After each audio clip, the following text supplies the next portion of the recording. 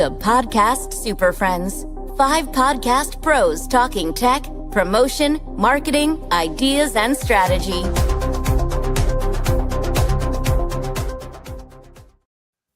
Looks good. I completely forgot we had an absolutely new intro and extra for the show. That was awesome. It slaps. I'm Matt Kundle of the Sound Off Media Company, and this is the Podcast Super Friends. Welcome to it. As described, 5 podcast producers who get together to talk podcasting. We will go around in clockwise motion and introduce ourselves. Hi, I'm Johnny from Johnny Podcasts, and that was a really badass intro. Thank you for surprising us with it, Matt. I'm John Gay from Jag Podcast Productions in Detroit. David Yaz, pod617.com, the Boston Podcast Network, located in the shadow of Gillette Stadium, home of the first place New England Patriots.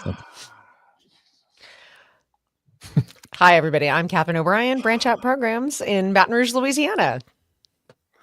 I thought that the Buffalo Bills would be owning that division like long after like the Podcast Super Friends had faded. You had your window and now it closed.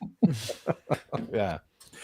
So today I thought we'd talk about social media and effective uses of social media in an episode titled Let's Get Social. This is one that Catherine decided to bring up and in good timing as well. So Catherine, if you could just say a little bit about why you wanted to talk about this today, and also reference an article by Rob Greenlee, which I'm going to put into the comment section of our socials.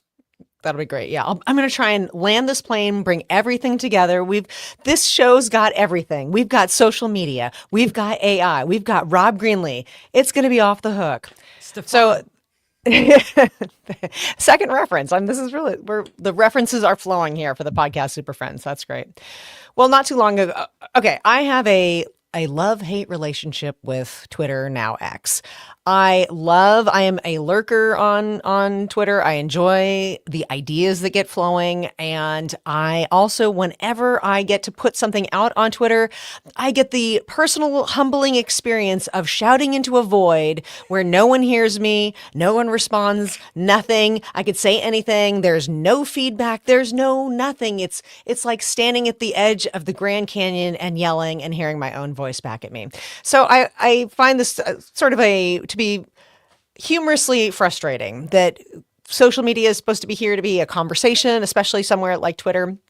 And I found somebody who was in another industry. They're in the SEO industry, and they were talking about the fact that a lot of people who were involved in SEO have decamped from Twitter, left X for all the different reasons, and now that they're on Blue Sky. And instead of saying, hey, let's all continue and go over to Blue Sky and have our conversations over there, this person was making the point that if you're in SEO, this is your chance to make a splash on X. Now you can become that big fish in that small pond because so many of these other people have gone out. That was kind of the impetus for my thinking there. But it also, in reading Rob Greenlee's recent piece where he was talking about, okay, podcasters, now we are having to think about what are the implications of AI on our industry. And the first thing I thought was we couldn't even get the social media part down to where we could understand and manage it appropriately. And now we have this other factor coming in. So all of those ideas were kind of swirling around in the background. And that was the sort of the setting, if you would, for Matt and my conversation and decision that like this would be something that's worthwhile for us to be talking about here. Yeah. Go ahead. Yeah. So you mentioned that last week, and I thought to myself, oh, yeah, I feel the same way. So I clipped a little piece, by the way, from Rob and what he wrote. And he goes, if you spend a day inside the modern media ecosystem, and you'll see something undeniable, and that's audiences now consume content on living room streaming devices, social interest media platforms, and especially YouTube. They want interactivity, presence, personality, and the feeling of connection that just don't exist in passive formats like cable or traditional TV and broadcast radio. Viewers and listeners want to talk back, participate, react, and feel part of a community. And that's where trust is being built today, and it's what's happening at a massive scale. Now, I know that's sort of a shot at traditional media and TV, but I think there's a lot to be said with social media, because I think that sort of expresses the frustration and loneliness that I'm finding out there, where I'm just not getting the reaction that I used to get on social media. So I thought today if anybody wants to start, talk about their social media experiences, what they're seeing out there, and what might be working and what might not be working. Who wants to start? I'll jump in with something really generic, which is kind of one of my big takeaways from podcast movement this year, which is that short form video is driving podcast discovery as a top form of it. I'm not saying it's driving a ton of listenership. We don't think we have enough data on that yet, but it is driving discovery because the best way to spread a podcast is word of mouth. So whether it's old school word of mouth, tell your friends, or new school word of mouth, social media, I have found podcasts because I see a reel on Facebook or Instagram. Some may find it on TikTok, Twitter, X, Blue Sky, Threads, and on down the line. So even when I have clients that don't want to do a full video podcast and are only comfortable starting off with audio, back to Johnny's shoes and socks analogy, which I'm going to mention every time from now to eternity because it's fantastic. It's gold. But even if they're not doing a video podcast, I have them record the video anyway, even if it's on a webcam on a laptop, because you can take that video, just take 30 seconds or 60 seconds of something that's really good and slap it up as a reel, as a YouTube short, as any of the above. And I think that goes a long way. I think that's been really effective for me. Especially, I go back to something Matt said a while back, which you should spend as much time on promotion of your show as you should production, which I hated, but he's right. For me, the most time efficient way to do that is the short form videos. So to the short form videos, Jag, if I don't see any downloads off it, does that mean that it's a bust? Like, how am I supposed to measure whether short form video is working? If you think about it, how many times back to our radio days, Matt, how many times did you have to play a record before it got familiar? 600. How many times do you have to run a Geico commercial before people know what the lizard is? Just because you don't see that 3 months. Just because you don't see a return on that investment, it's branding, it's repetition, it's impressions. So I think there's value in that. It's the hardest part about the social strategy, which is also ironically the hardest part about podcasting, which is consistency. Patience. I think a lot of us, like myself included, one of my biggest problems with growing a social profile online is I just don't post enough. I just am not into writing something down every day and posting it. When it comes to promoting your podcast, you can't just post my one reel every other week on one platform. You have to be like, I saw ironically a reel of this girl talking about how she blew up on social media, and she was like, my content's not interesting. It wasn't necessarily good. I was just posting 3 times a day. That was my one goal. I posted to Instagram every day, 3 times a day. It didn't matter if I felt like it. Oftentimes I didn't feel like it, but I did it anyway. Luckily for the podcaster, you've already recorded all of the content. It's already there. Now the next step is chopping it up, and there are great tools out there. Actually, one that I kind of want to publicly bash a little bit, but we'll get to that later. There are a lot of tools out there that can help turn your long form content into the tall vertical videos with captions. It doesn't have to be crazy brain rot content. You can even outsource it. There are entire industries that are just solely dedicated to turning your podcast into shorts, but you have to be consistent about posting it. And when it comes to, okay, well, where should I be posting it? Probably the safest blanket statement is YouTube Shorts, Instagram Reels, and TikTok. But if you have to choose one that you really want to laser into, that's all podcast dependent. That's your audience dependent. So where is your audience coming from? And that can either be done through surveys, or you're trying all 3 of the platforms for 3 months and seeing where you're gaining the most traction, and then really leaning into that one platform, whether it's YouTube, Instagram, TikTok. And then also getting direct feedback from the listeners too. So creating a hub of your choosing, I would recommend X, depending on your content. If it's business content, LinkedIn, if it's, whatever. But a place where you go, hey, listeners, if you want to interact with me directly, follow me here. This is the podcast page. This is my voice. This is where I post. I will answer your questions directly. And then you see what kind of feedback you get from there and where your listeners tend to congregate, and then focus in on that platform. I have a hot take. Mr. Chairman, will you recognize me? You already did. Okay. All right. If you'll indulge me for a minute, people, we're talking about 2 things. We're talking about promoting podcasts on social media, and we're talking about using video to do so. And my question is it necessarily synonymous? Yes, promoting, we learn about, Ed Jag, as you pointed out, we learn about podcasts through social media. I belong to a Facebook group called Binge or Cringe. It's a great group. It's fun. It's basically, what are you watching on TV and what should I watch? And I get a lot of ideas on what to watch TV there, but I don't need to see a video on that post. I might need to just see a little description. So you can see where I'm going with this. Do we necessarily need the video clips to promote on social media? Will a clip necessarily, if you get tons of views on a clip, it doesn't necessarily mean people are going to invest time in your podcast. And may I remind everyone that in 1981, there was a network called MTV, which launched. Some of you are old enough to remember it. And so what happened? It was a huge hit right away. Michael Jackson turned into a vampire, and Billy Squier danced in his pajamas on a bed, But eventually, within a number of years, people figured out that the tail was wagging the dog, and the music industry was putting too much effort into the video side of music and not the other. So what happened? Eventually, the channel that showed music videos stopped choosing music videos.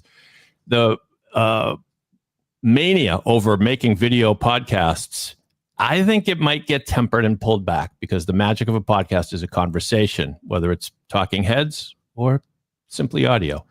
So that's a great take.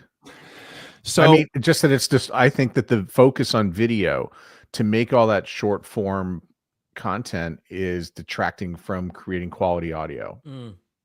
I agree. If you've got a great podcast, you don't necessarily have to make those short videos to promote it.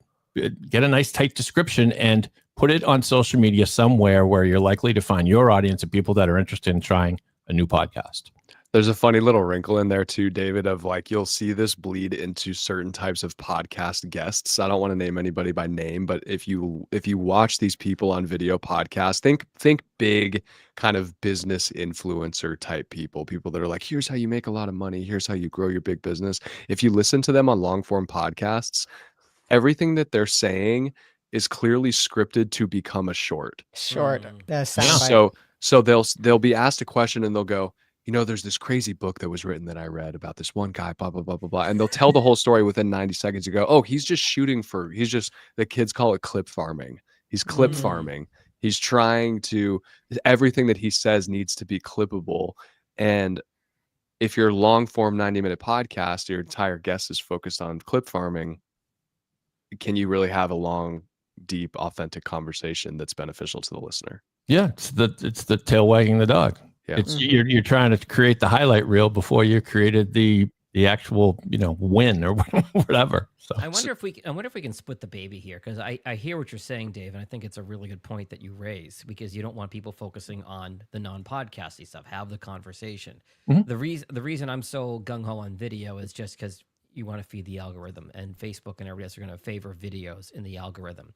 But I think maybe there's a way to split the difference here, where we focus on the content, and then just, if you focus on the content, you'll naturally get some good clips that you can pull for video, as opposed to, exactly what Johnny's saying in the clip farming of, like, I've got this 90-second story. The question had nothing to do with it, but I'm going to tell this 90-second story. It's going to be a great clip. Mm-hmm. Well, I mean, you want your podcast to have 90-second great moments. You want it to have great stories, of course. And you're talking this is coming from someone who invested some money to put cameras in their studios at pod617.com. And so I try to encourage all my podcasters to be on YouTube. Yes, it's become easy enough to shoot on video, whether you're doing it remotely or doing it in person. And I think it probably should be that way on YouTube. When people find you on YouTube, and we know where people are finding podcasts on YouTube, why not have moving video? It's just there are tools, there are AI tools that will make clips. I find none of them are perfect. And so, I mean, if you want to do the clips, God bless you. I just think the TikTok world is interested in TikTok videos, and those are short and those are punchy.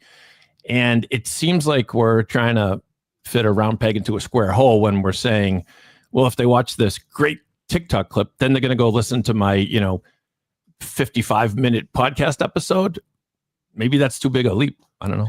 Well, something we talk about all the time too, Dave, is maybe the goal isn't necessarily to push people into the podcast, and maybe that's a different form of marketing, which we can talk about. But maybe the goal is I want to build up my Instagram page. I want to build up my TikTok page. I'm going to get a larger following there, and I'm still creating content. I'm creating the podcast, but I'm also creating content for this social media page, and I'm developing a following there. Yeah, well, that's a good point. And if you know, let's say you're a criminal lawyer who's got a lot of hot take on whatever big crime story or case or trial is going on, and you know you want to build your brand. Yeah, it's kind of like, of course, why not do both? Why not have you know your 90-second hot take over here and then your long form discussion over here, and they work together. And there's absolutely nothing wrong with that. And there's also the ability to put calls to action within these shorts too. I think people think that, you know, I just has to be the video. One of my clients actually we just recently started adding a custom logo at the end. So the whole clip will play. The logo pops up at the end with a big subscribe ticker too. So they go, oh, I clearly watched this video all the way to the end. It's something interesting to me. What's one more second to tap, get to the profile page, subscribe. Now that I've been prompted to do so. Has anybody taken a look to see how long a clip can be? Because I put some in that are 1 minute. 3 minutes. It's pretty platform dependent, but the general rule is 3 minutes. But again, you have to think about who's watching Reels. Right. It's not necessarily someone who's going to be watching for 3 minutes. So my best advice and best practices are 90 seconds max. And it's got to be, and this is where editing comes in.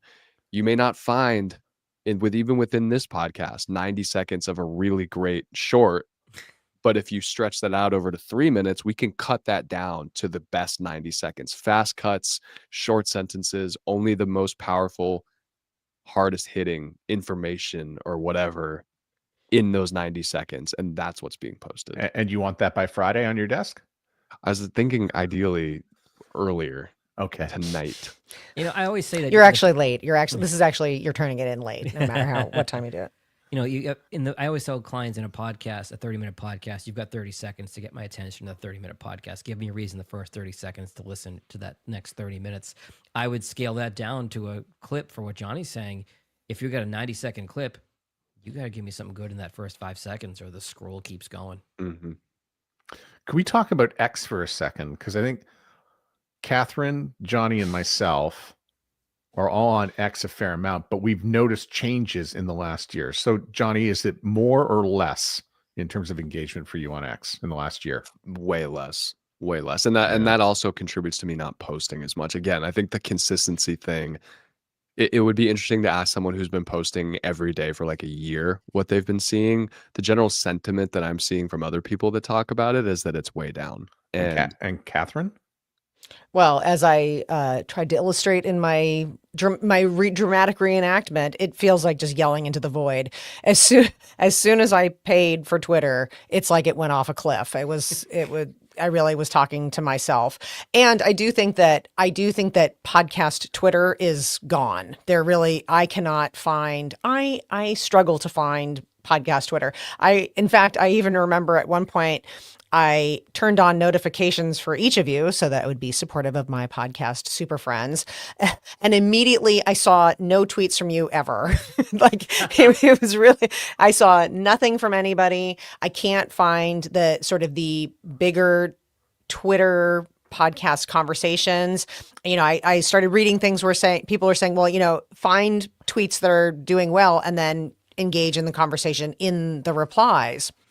Didn't matter if that wasn't happening. Nothing seemed to be doing it. So it really is a place where I scan for ideas, really not as much even as I have to deliberately look for stuff for podcasting, it's hard to find it. And I look through for other ideas. I look through for other things that I'm interested in. Similar experience here.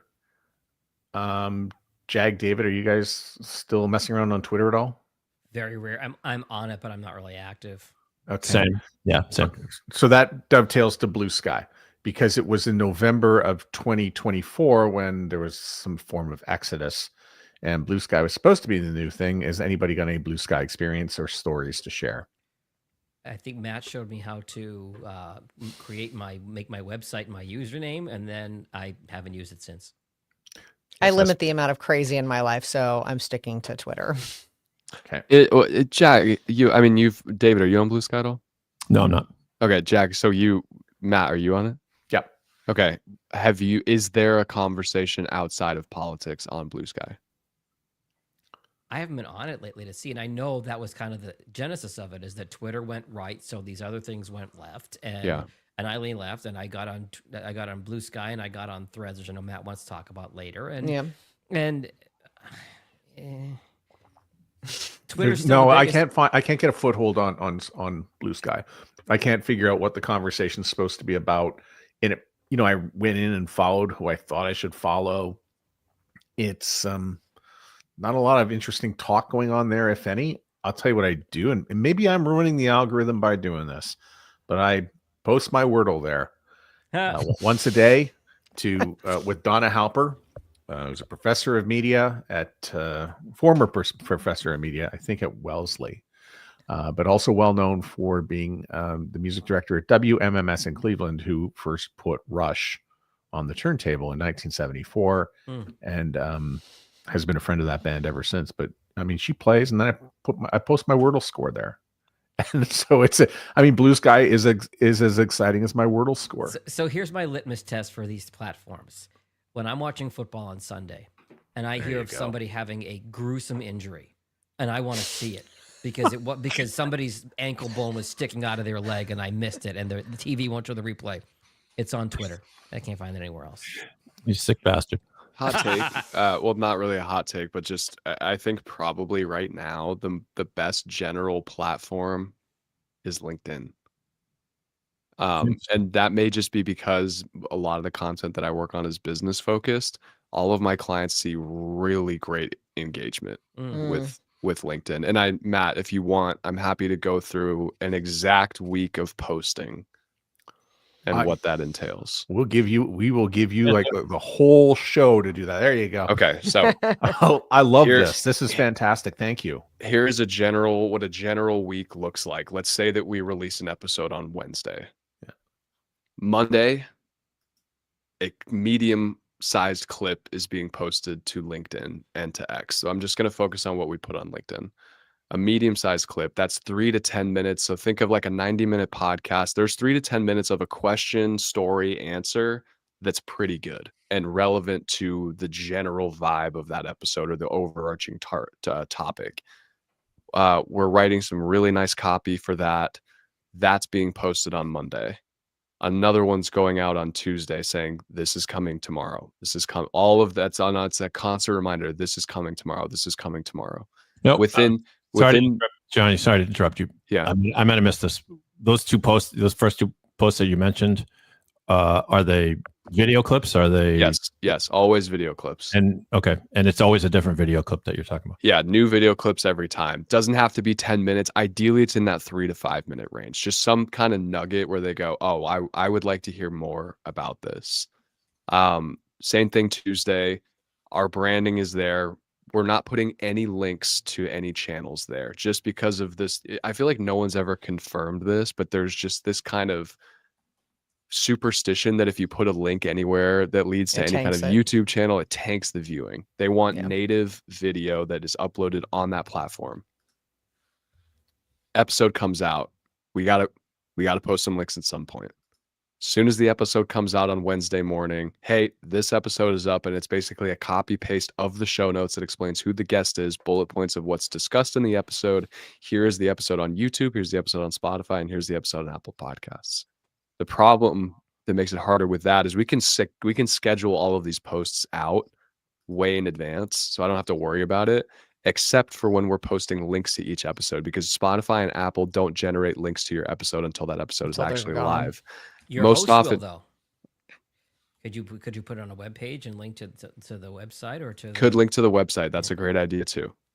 There's a good hack right there. Just link to the website instead. But again, now we're extending the click journey. We want it to be pretty. We want it to be pretty immediate. So Wednesday the episode is out. No video clips, just a post about the episode. We've already got 2 out there. Thursday is going to be a short style post. So that's probably the intro hook, something really short, just another reminder, hey, this episode is out. Friday, LinkedIn, the best performing content that I've seen on LinkedIn with the clients that I work with is what I call the first 15. So LinkedIn has a 15-minute limit on their videos, and we post something on Fridays that say, hey, this episode with guest so-and-so came out this week. We had a really great time. Please enjoy the first 15 minutes of the episode here on LinkedIn, or you can watch the full episode here on YouTube, and there's the link. So now we're getting to able to see how posts perform with just native video in there, how posts perform when it's just the links. And within that post about the links, I'm putting the thumbnail, the YouTube thumbnail on there as well. So there's something to look at as well.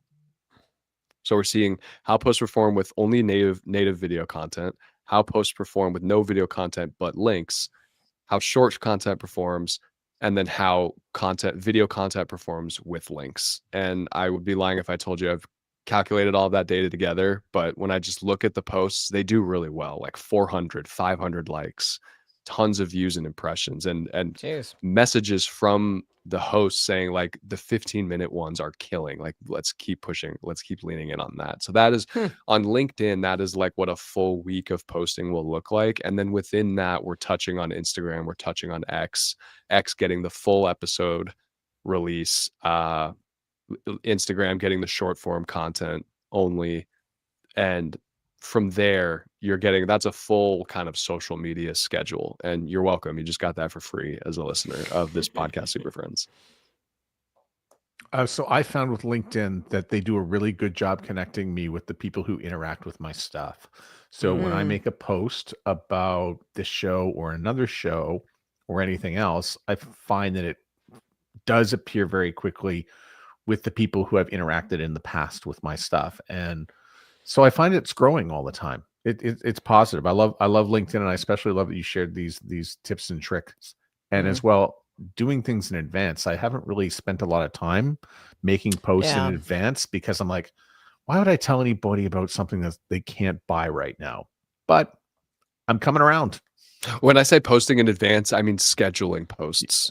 Okay. And what do you use to schedule but posts? Monday and Tuesday is saying Wednesday In is the advance, episode. this is coming out. Yeah, That's so what there's that's what a he's- little he- bit of both. Yeah, It's like a Understood. tease of coming. Yeah. the platform Coming soon. The Coming platform soon. I'm happiest with is called Social Pilot. Social Pilot is really great. You can link all of your social media there, and you just, I click create post. I select I want it to go on Instagram. I want it to go on LinkedIn. Here's the copy. I drag the video and put it on there. I'm scheduling it for Tuesday at 6 a.m. or 7 a.m. or whatever time we decide. How And much this money? may sound. Oh, sorry. Great question. I'll look it up while we chat. Okay. Not to sound totally naive here, I did not realize people were posting that much on LinkedIn where they're doing something daily. That was not my impression at all. So shows you where I am. There's different tiers. So this is working under the assumption that we have, you're the podcast host, you're handling all of your content distribution because we're talking to some smaller podcasters. $25 a month gets you to link 7 different social media accounts, 1 user. You can share a login. And then they have something called AI credits. I haven't played with that tool. And then tag. So you can tag users within your post. So it's like, if Matt, you were using it and you wanted to tag me, you just do @Johnny Peterson. My LinkedIn profile pops up. I select that and it's going to tag me in that post as well. Did you mean to say your government name? Because we know you as Johnny Podcasts. Oh yeah, I shouldn't have said that. Matt, let's erase that from the We can do that. That was a joke. I don't care.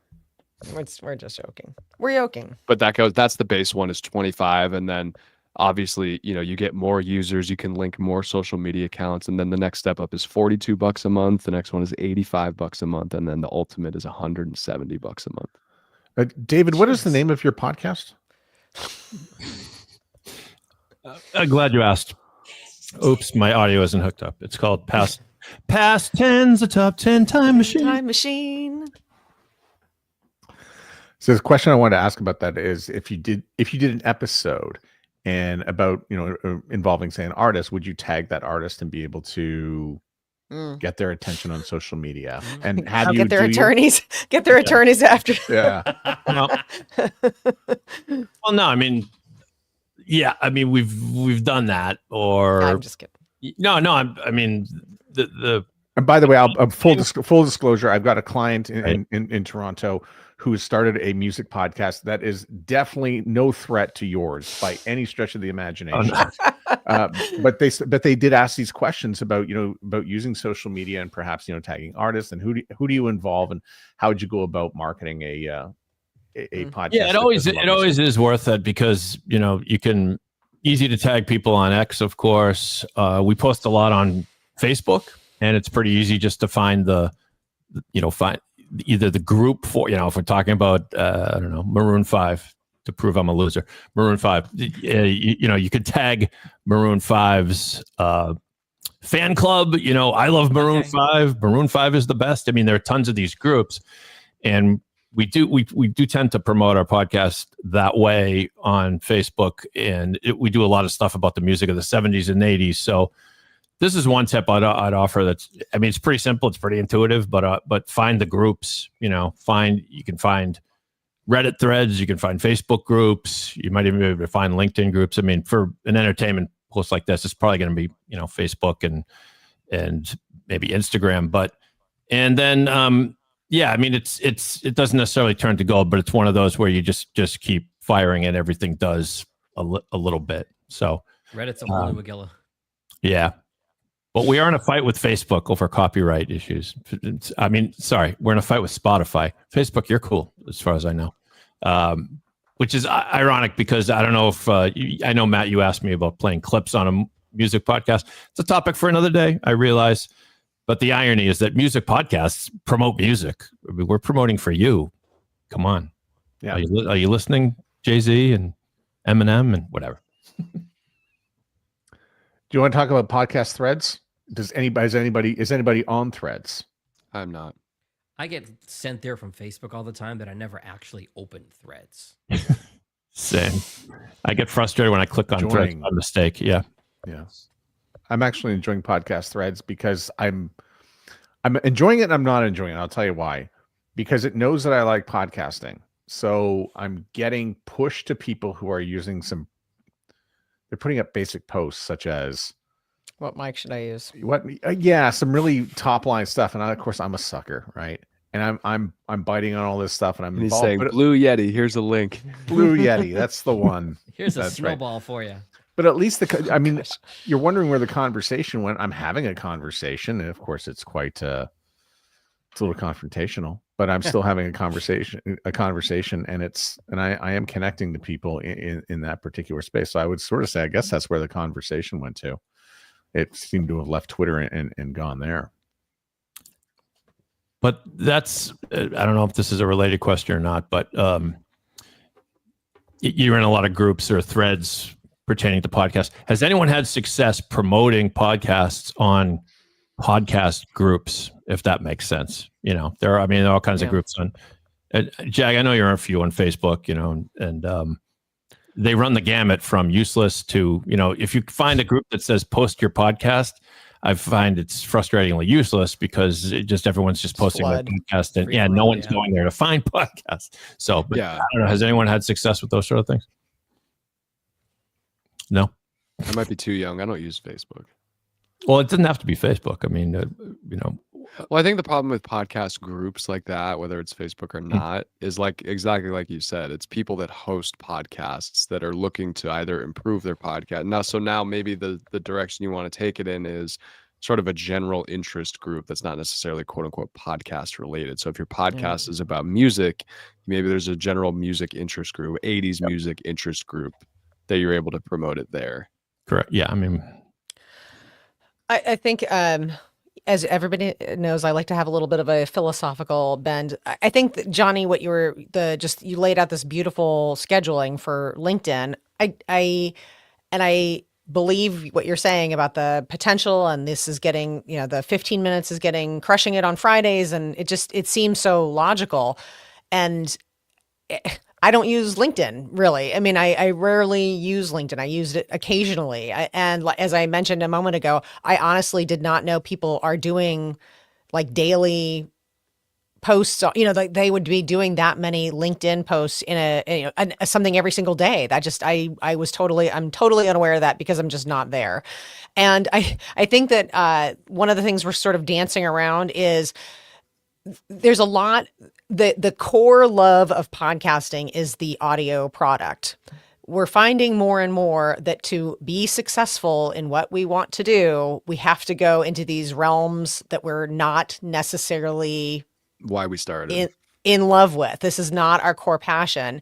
And I think that there's a lot of acceptance that kind of has to go along with that with podcasting. I think that the slow take to video is absolutely symptomatic of that exact situation. People did not want to do video, but all the people who are podcasting and putting it on YouTube and doing the video and making a concerted effort for it, they're fine.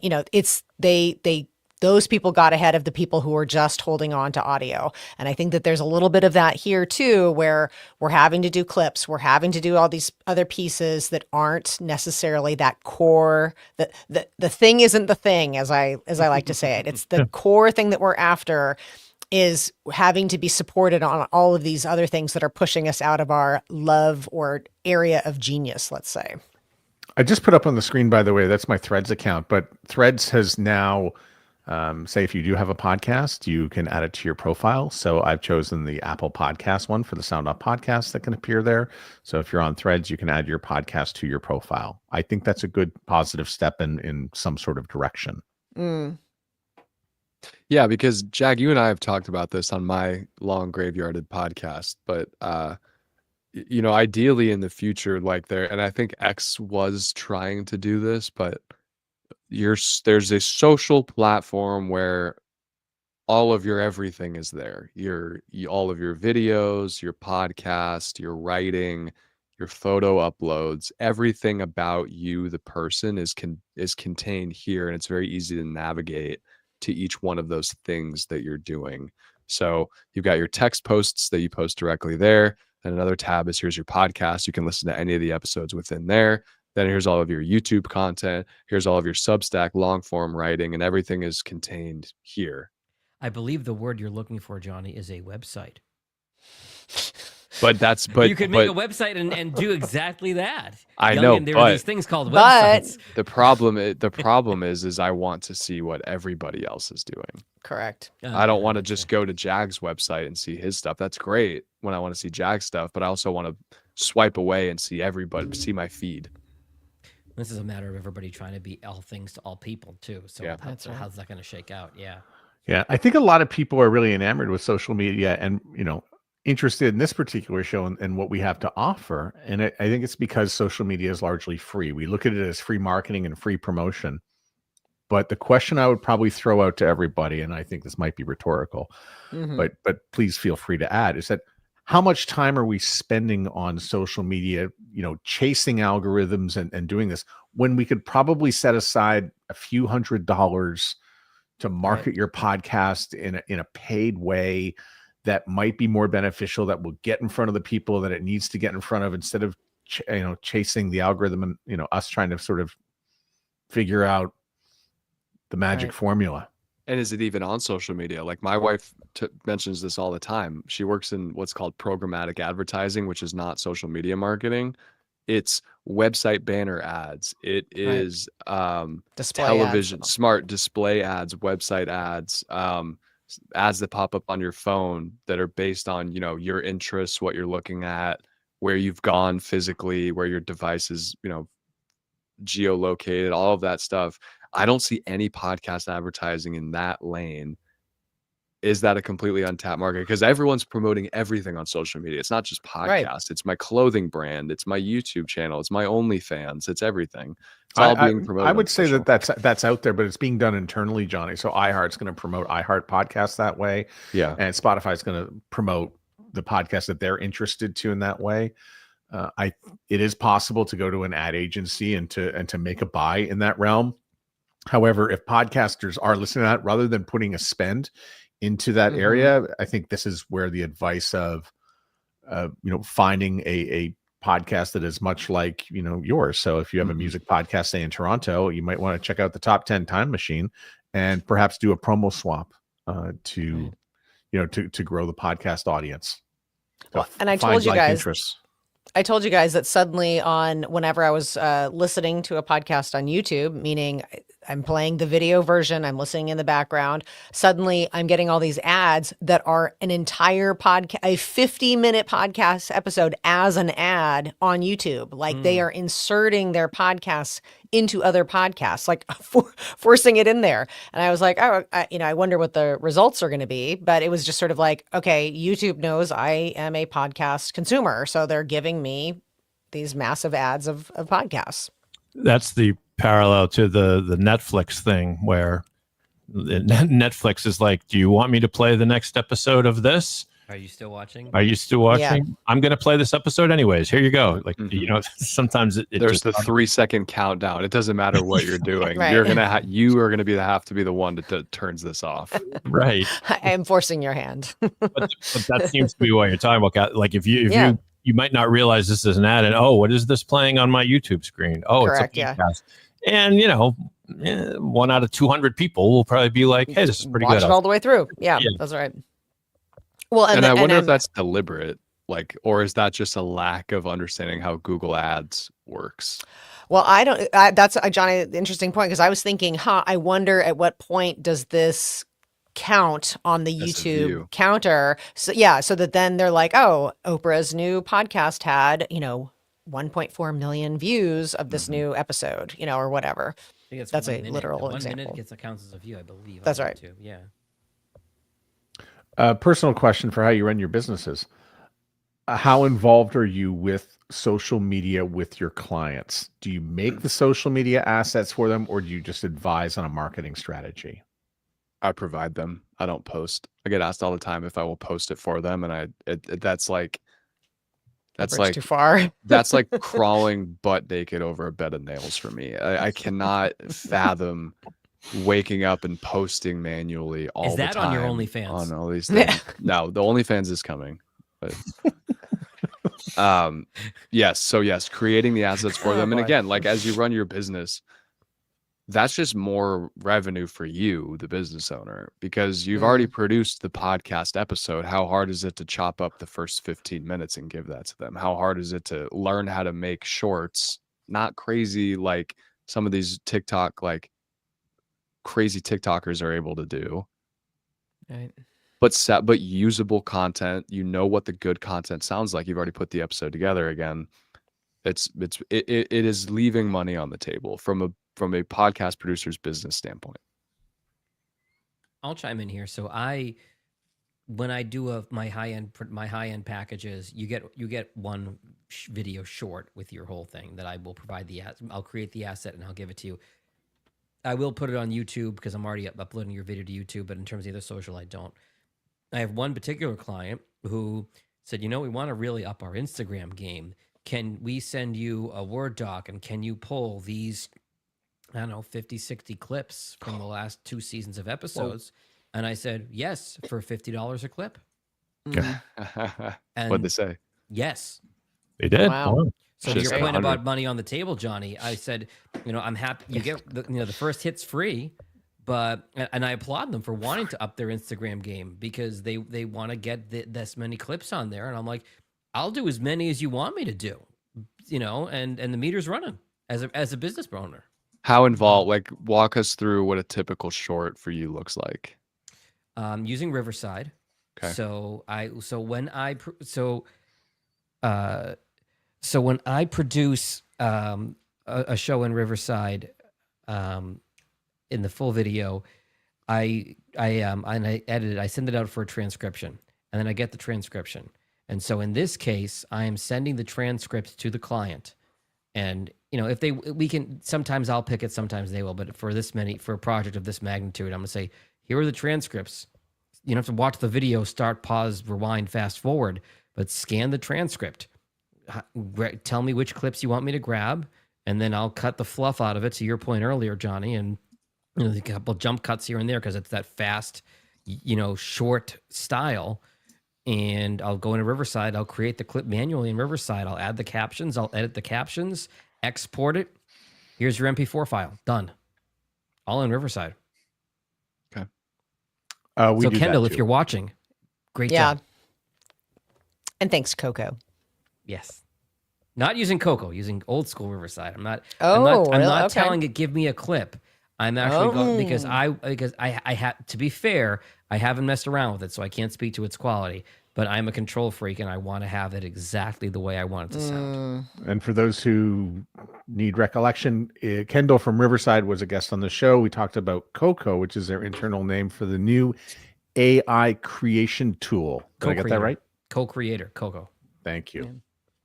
Let's say you're not using a Riverside account, but you still want to make shorts. So a couple other options you can use. The one that I mentioned earlier that I was going to bash publicly is Here Now. It's called Opus Clips. They were great for like a month. And then what was nice about them is you just upload the full episode and it will use AI to create all these clips for you. However, it seems to have regressed in its intelligence, and it just It's it doesn't amazing. the clips that came out the last few times I've used it, I'm like, I can't use any of these, let alone re-edit them to fix them. Like, it's not, the content you just chose is not even good. So Opus, if you're watching, please step it the F up. A great manual option is Veed.io, Veed.io. You just upload the clip that you want to use. You change the orientation to be short form. You manually crop it. You click add subtitles. The subtitles pop up. You can change where they pop in, what they look like, the font. You can add stuff that comes in and out. It's a really very user-friendly short creation tool. So I use that almost daily. Cost? So great question. Yes, there is a cost. Actually, I'm pulling it up right now. Sidebar, as you're looking that up, is that phenomenon that you were describing, is that called version control, where you're like, this AI is clicking along amazing, everything is going great, and then it updates to a new version, and then it's like, I don't know what I'm doing, help me figure out everything. Is that phenomenon called version control? I'm not sure. I think it's called Descript. Oh, Shots fired. I was going to give them a nice plug because I'm having a great success so far with getting clips on. It's Underlord is picking up some pithy, the kind of clips that I would want anyway, the things I had in mind, and it's that has become very, very easy to get some clips out of Descript, in my experience. Okay, But, good. how Because many- very, very quickly, Catherine, can you walk through how you do that? Because I know a lot of people who watch this are using Descript, including myself, and I have not used Underlord like this yet. Okay, well, they have now preloaded it with a prompt for Underlord that you just click and it says produce X number of social media clips from this episode. What I do is I add, because I'm thinking of one client in particular that posts on LinkedIn. So I said optimized for LinkedIn. And in fact, the Underlord will give me options of things that seem very to Johnny's original point, the businessy community, the kinds of clips that we'll do with there. I've always been limiting them to a minute, but now I have the go ahead to go a little bit longer. Maybe find some of those other clips, and Underlord will go and pick it, open it up within the project in a separate file so that you can manipulate it there. You can do a different layout. You can add captions. You can add a waveform. You could add different elements to make it a little bit more, add the branding and add a logo. All of those things are pretty easy. And you manipulate it exactly how you do any other clip or you do the exact same thing in Descript the way you do any of the other editing, and it has it in a perfect clip and it can export it right away. Love it. So that would bypass Opus altogether, because if you're already doing a lot of other stuff within Descript, you might as well use it for making clips. I Yeah, think and it's as I mentioned, it does have captions. It does have like text elements. It does have other shapes and whatever you can add, and waveforms. There are a dozen AI ways to pull video clips out of a video podcast. I had a client that wanted to send me a list of video clips. I don't know which AI software they used, but they fed the YouTube links into the AI, and Yes. the AI started hallucinating. It was when I got the list, it was grab the clip at this timestamp talking about this. Not what they're talking about at that timestamp. Not even a topic that was discussed in the podcast. I Jeepers. don't know which one it was, but it screwed the pooch badly. I feel like we're hitting kind of a lull in AI because I've just noticed this in the last couple of weeks with ChatGPT. I've had a fully structured project. These are your instructions. When I give you this, you give me that. And even that has been messing up a lot. And I have to say, hey, read your instructions. And it goes, oh, sorry. And then messes it. You're right. It's getting kind of annoying. I'm like, I would take me less time to just do this myself. Dave? AI's hit its teen phase. It's like No, I don't. Yeah, I haven't looked into why this is occurring, but I'm finding the exact same thing. ChatGPT, more than ever, I need to be careful. Like I'll say, I'll be producing a podcast about hockey, and to prep for a guest, I'll say, give me 15 interesting, odd things that happened in hockey games. And I look at it and it'll say like, and Jaromir Jagr once took a break and ate a hot dog on the bench. And I'll say, ChatGPT, are you sure that this Jaromir Jagr thing happened? And it'll say, oh, good catch. You're right. That actually never happened. So I say, well, where did you get that from? And it'll say, there's no verified report about Jaromir Jagr eating a hot dog on the bench. And so I have no idea. And so I scream at it because I pay for the premium service, or at least whatever the paid version of Chat. I say, I'm paying for this. Why are you getting it wrong? I'm so sorry, Dave. Blah, blah, blah, blah, blah. Can't do that, Sorry, Dave. Don't turn me off, Dave. You're acting highly irregular, Dave. Yeah. So I'm sorry. so Dave. it's very frustrating. I try to use it now for things where you don't need the facts to be correct. Like if you're punching in data and asking, organize this into a chart, it's still good for that kind of stuff. Tinfoil hat time. I've been seeing about how much computing power AI takes, and we don't think anything of telling them with ChatGPT, but how much it really takes at these farms and everything. My custom GPT, when I upload a transcript, it gives me YouTube and Spotify chapter marker timestamps. It started rounding it to the minute instead of giving me minutes, seconds. Instead of saying at 56:26 this happens, it's 56 minutes this, 58 minutes this. So I had to specifically, reprimand the teenager, to your point, Catherine, and say, please give me timestamps to the exact second, and please always give me timestamps to the exact second whenever I run this GPT. Okay, no problem. I'll do that for you. You're grounded, ChatGPT. Yeah. A couple workarounds for that, Jack. Are you creating projects, or are you just doing chats? I have one GPT that I open, and it's a new chat every time. I got to look at the project. Okay, so with projects, you can set instructions in a separate area. So it's like, these are the instructions that will follow. So what I've done is I've created a ChatGPT project that is exclusively, I tell it what I want another project to do, give me instructions for that. It needs to do X, Y, and Z, be very explicit about what I need and what it needs to do. So for example, one of them is for show notes. So it needs to write show notes. And one of the problems I was running into was it would hallucinate and just kind of make things up. And it's like, oh, well, I found this on the internet about this person, so I just assumed it was part of the podcast. I go, okay, rule around that's now added into the project instructions. The only thing you're referencing in any given scenario when you and I are working together is the transcript that I have just provided you. Yeah. That's the only thing you can look at. That's your only reference. That's all you're working with. And they go, oh, okay. Okay. Jag, I'm getting paranoid. I honestly, I don't like go through and check every timestamp that nobody AI does. makes That's when you're using AI, you're just assuming it's correct, and it's easier to just not have to check it. I only noticed because I was scrolling and I'm like, why are these all 56 to the exact minute? Yeah. 20. Yeah. Like, wow, that's 4 episodes in a row. My guests are killing it. What a streak. One time a glitchy Underlord session gave me the time codes out of not in chronological order, and I was like, okay, we're not going to do that at all. We need to have a conversation. Yeah. I've had that with Underlord.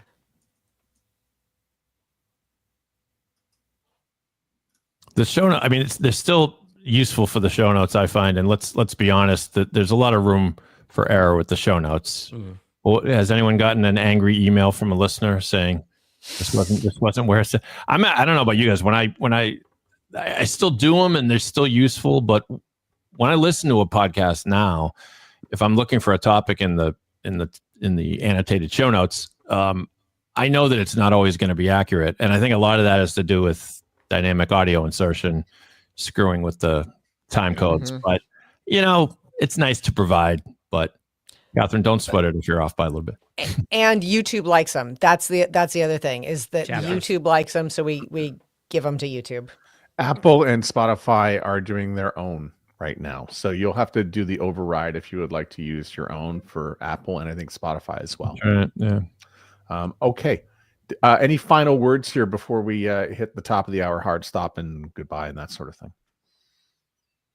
Oh, you guys did so Remember MTV. Remember what happened to everybody. When I was a girl, MTV played music videos, not these reality shows. When I was a kid, MTV played Jersey Shore. There were no music videos. All right, we'll say goodbye. We'll head around. We'll go counterclockwise this time from below me, Catherine. Thank you so much, everybody. This is Catherine O signing off in Baton Rouge, Louisiana.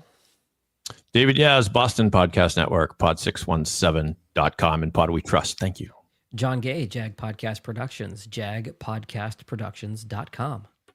Johnny Podcast. If you like the podcast Super Friends, please subscribe to the show on YouTube, follow on Apple Podcast or Spotify, or however you listen to your podcasts. Matt Kundle at Matt Kundle with the first podcast Super Friends, hailing from the Laurentians in Quebec. See ya. Thanks for watching the podcast Super Friends. For more Super Friend wisdom, check out the show at soundoff.network. Nice job. All right, I unfortunately have to go, but Feel it's better. lovely